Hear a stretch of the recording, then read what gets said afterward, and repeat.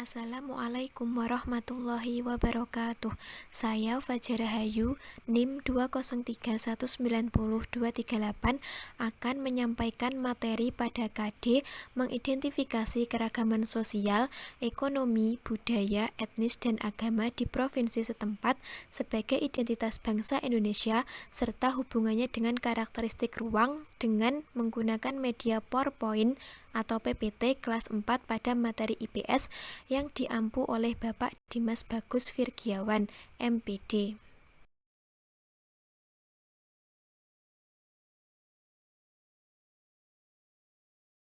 Poin yang pertama yaitu mengenai keragaman ekonomi yang ada di Indonesia. Ekonomi adalah semua kegiatan yang dilakukan oleh manusia untuk memenuhi kebutuhan hidupnya. Kebutuhan manusia itu bermacam-macam, antara lain yaitu ada kebutuhan untuk makan, minum, perumahan, pendidikan, kesehatan, pakaian, dan lain-lain. Untuk memenuhi kebutuhan tersebut, manusia harus berusaha dan bekerja. Maka dari itu, diperlukan beberapa aktivitas-aktivitas ekonomi untuk memenuhi atau menunjang kebutuhan hidupnya sehari-hari, yaitu 1. Aktivitas ekonomi di bidang pertanian. Aktivitas ekonomi di bidang pertanian adalah suatu kegiatan masyarakat yang hidup di dataran rendah dengan cara mengelola potensi alam untuk budidaya pertanian. Contohnya yaitu padi, jagung, palawija, dan berbagai sayur mayur. Aktivitas ekonomi di bidang peternakan.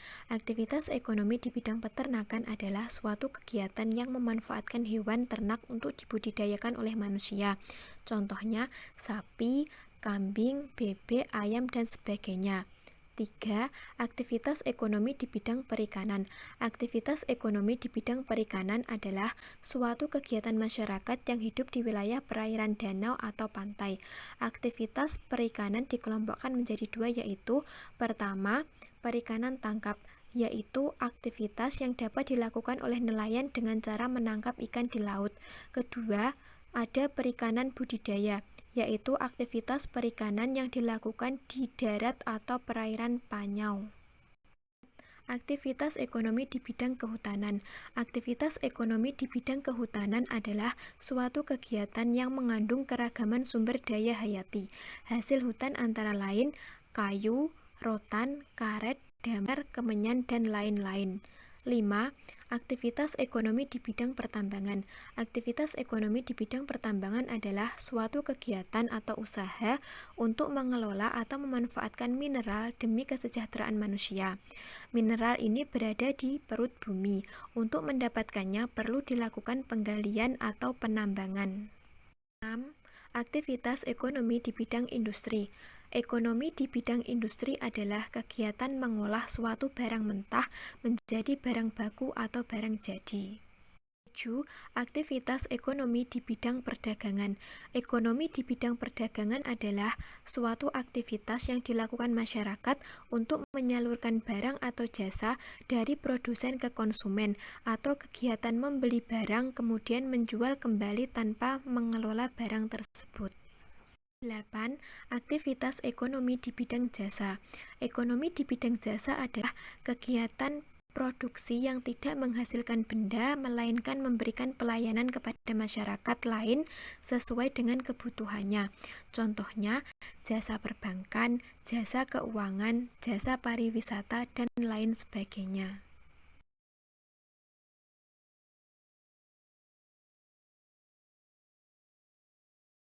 Poin yang kedua mengenai keragaman sosial budaya yang ada di Indonesia. Indonesia merupakan salah satu negara yang memiliki jumlah penduduk paling besar di antara negara-negara lain yang ada di dunia. Akibat dengan adanya jumlah penduduk yang banyak tersebut, tidak mungkin semua kegiatan atau aktivitas manusia itu dapat dilakukannya sendiri, melainkan pasti membutuhkan bantuan orang lain. Dengan begitu, maka manusia disebut sebagai makhluk sosial, yaitu makhluk yang antara satu dengan yang lainnya itu saling bergantung. Sehingga dengan adanya aktivitas yang sering dilakukan bersama-sama itu, maka lama-kelamaan juga akan membentuk suatu kelompok dan kebudayaan baru yang akan tertanam dan dijalankan pada kelompok tersebut. Kebudayaan tersebut antara lain yaitu Pakaian adat, contohnya yaitu pakaian kebaya dari Jawa Barat, pakaian ule balang dari Nanggroe Aceh Darussalam, pakaian ulos dari Sumatera Utara, pakaian Betawi dari KI Jakarta, pakaian kesatrian dari Daerah Istimewa Yogyakarta, dan lain sebagainya.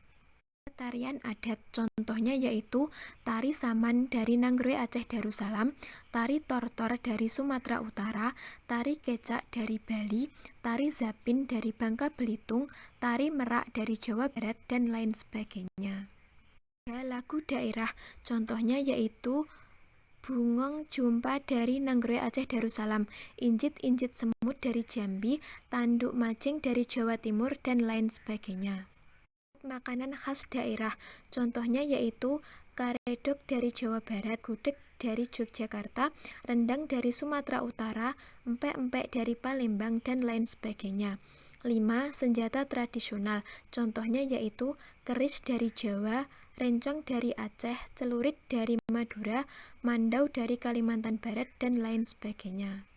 Alat musik, contohnya yaitu angklung dari Jawa Barat, sasando dari Nusa Tenggara Timur, ganda dari Sulawesi Tengah, kolintang dari Minahasa, dan lain sebagainya.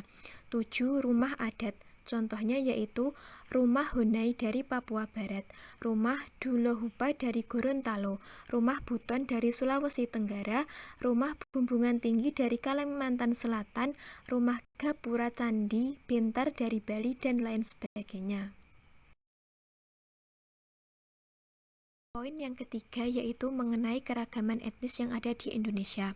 Indonesia merupakan negara kepulauan yang penuh dengan keberagaman, baik itu dari budaya, suku bangsa, ras, etnis, agama, maupun bahasa daerah.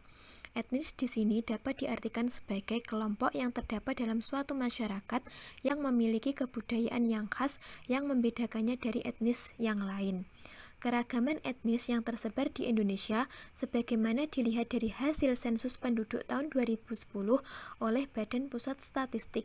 Etnis yang tinggal atau mendiami wilayah Indonesia antara lain yaitu ada Batak, Nias, Melayu, Minangkabau, Betawi, Sunda, Jawa, Madura, Bali, Sasak, Dayak, Banjar, Makassar, Bugis, Minahasa, Gorontalo, dan tentunya masih banyak lagi etnis yang tersebar di seluruh penjuru negara Indonesia ini. Poin yang keempat yaitu mengenai keragaman agama yang ada di Indonesia. Setiap masyarakat suatu bangsa pasti juga memiliki tradisi, keyakinan, dan agama yang berbeda-beda. Setiap hal yang berkaitan dengan hati nurani dan diyakini kebenarannya dalam kehidupan di masyarakat, maka akan menjadi kebiasaan, adat istiadat, tradisi, dan bahkan keyakinan yang selanjutnya akan menjadi budaya bagi masyarakat setempat. Agama yang kita tangkap selama ini adalah sebagai seperangkat aturan dan kepercayaan yang harus kita patuhi dan jalankan. Setiap agama mengandung suatu ajaran moral yang menjadi pegangan bagi perilaku penganutnya. Keragaman agama yang tersebar di Indonesia sebagaimana dilihat dari hasil sensus penduduk 2010 oleh Badan Pusat Statistik yaitu antara lain ada agama Islam, Kristen, Katolik, Hindu, Buddha, Konghucu, dan masih banyak lagi yang lainnya.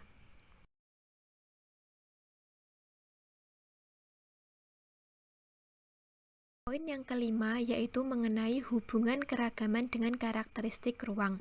Indonesia adalah salah satu negara multikultural terbesar di dunia. Hal ini dapat terlihat dari kondisi sosial kultural dan kondisi geografis Indonesia yang begitu kompleks, beragam, dan luas. Serta Indonesia juga tidak hanya ditinggali oleh satu ras, etnis, agama, budaya, dan lain sebagainya saja.